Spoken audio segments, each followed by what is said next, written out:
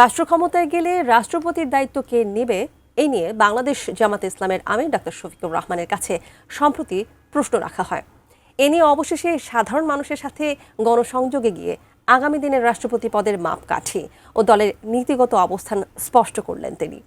রাষ্ট্র ক্ষমতায় গেলে বঙ্গভবনের চাবিকাঠি কার হাতে দেবে জামায়াত? বিস্তারিত সাদিয়া সিদ্দিকার রিপোর্টে।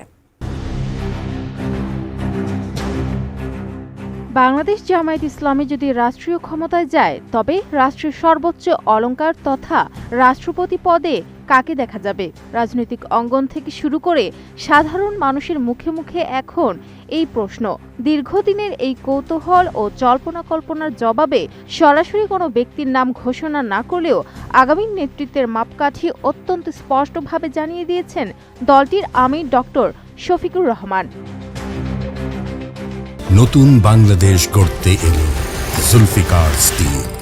জুলফিকার স্টিল, ইস্পাত দৃঢ় অঙ্গীকার।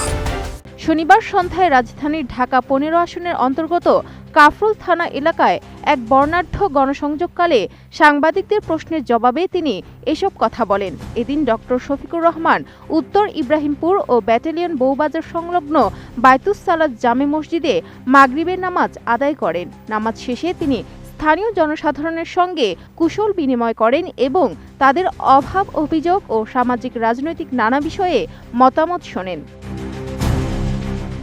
গণসংযোগের এক পর্যায়ে সাংবাদিকরা যখন আগামী রাষ্ট্রপতি নিয়ে প্রশ্ন তোলেন তখন ডক্টর শফিকুর রহমান অত্যন্ত কৌশলী ও নীতিগত অবস্থান থেকে উত্তর দেন।